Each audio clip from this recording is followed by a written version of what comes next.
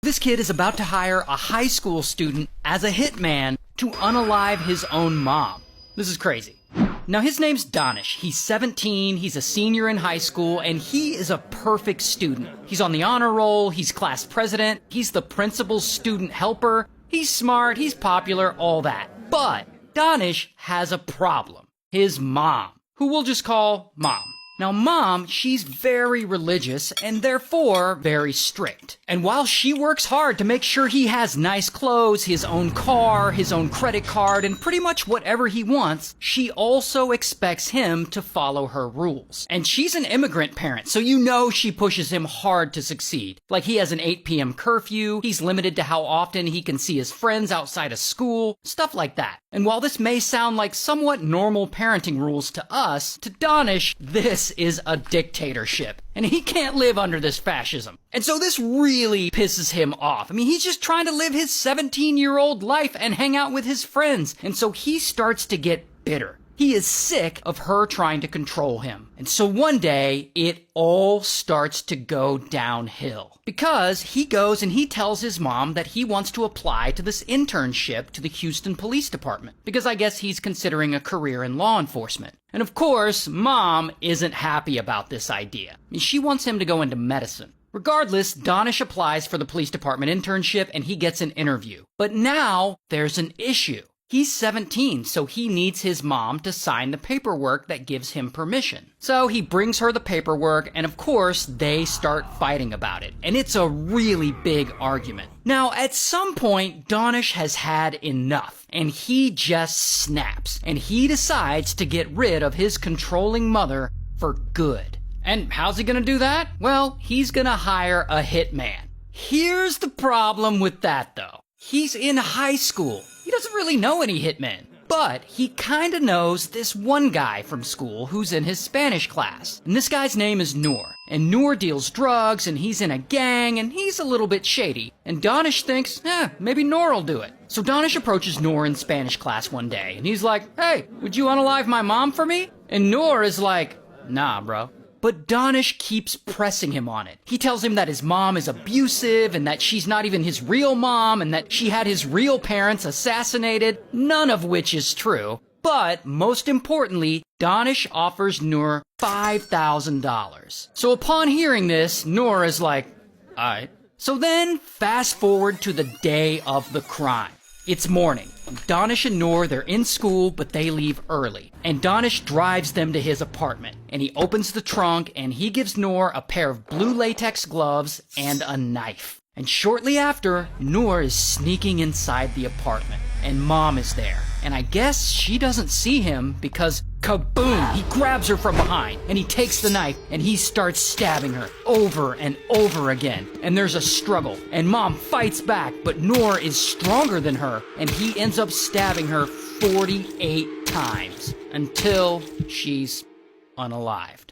And during all that chaos, the knife had slipped and cut Noor's thumb pretty badly. Now that cut will become important later. So then Danish picks Noor up and he drives him to their other friend's house. And there, Danish calls 911 and he tells him that his friend Noor cut himself while carving a turkey. Because it's the week of Thanksgiving and no one is going to ask questions about him carving a turkey. So then Noor goes to the hospital and he gets stitches on that cut on his hand, while Danish leaves and he goes and takes some girl out on a first date. Like bro's mom just died and he's out here trying to smash. But anyway, he takes this date to the movies and then over to another town, and Danish ends up being out all night on this date, I guess. And then in the early morning, he finally goes home, where his mom's body is still laying there. And this is where he pretends to discover her there. And he pretends to be shocked. And he pretends to cry. And he calls 911. You don't know what happened? No, I just got it from Galveston. I just walked in this morning. So pretty quickly, police arrive. And they investigate. And they notice a few things. One, there's no sign of forced entry. And two, there's someone's bloody handprint on the doorknob. And three, Danish doesn't have any of his mom's blood on him. Now this is apparently unusual because generally when people find the body of a loved one, they immediately panic and they try to touch them or shake them or hug them to see if they're still alive, and that tends to get blood on them. Clearly, Danish didn't do any of that with his mom because he's the one who set up the murder. So police are suspicious of him and they take him in and they question him. And they also notice something is a little off about his 911 call from that day. In his 911 call, he gave away his alibi without the operator even asking him. You don't know what happened? No, I just got it from Galveston. Apparently, that's a very common thing that guilty people do. Like when a killer calls 911, they will often just vomit out their alibi without being asked. Like, it wasn't me, I was hanging out at Chuck E. Cheese the whole time. That's basically what he did. So police are looking at this dude like, yeah, you definitely had something to do with this. Regardless, police test the bloody handprint on the doorknob and it's not a match for Danish. So they're still very suspicious of him. But with no evidence, they have to let him go. And he essentially gets away with having his own mother unalived. Until one day, police officers show up to the high school and they find Nur. And they suddenly pull him out of class. And bam, they arrest him.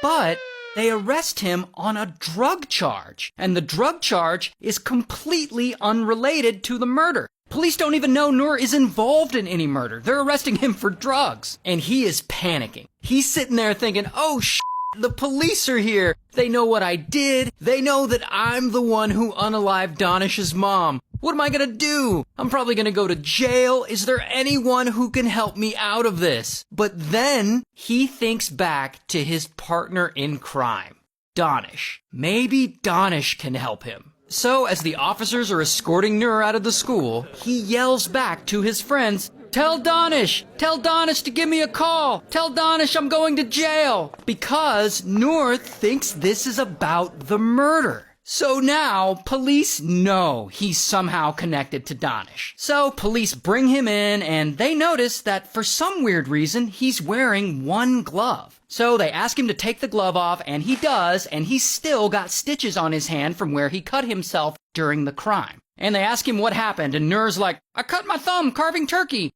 And police are like, sure you did, Nur. And from there, they connect the dots back to Mom's murder case. And so then they test Nur's DNA, and of course, his DNA is a match for the blood that they found on the doorknob. And from there, Nur doesn't even put up a fight. Like, he doesn't even try to bullshit. He immediately starts confessing, and he tells police everything. That Danish hired him as a hitman to unalive his mom, and that he promised to pay him $5,000. And so, bam, Danish gets arrested. Here's his mugshot. Also, here's Nur's mugshot. And Nur gets sentenced to 40 years in prison, while Danish gets sentenced to 50 years in prison. So, shout out to Houston, Texas, I guess.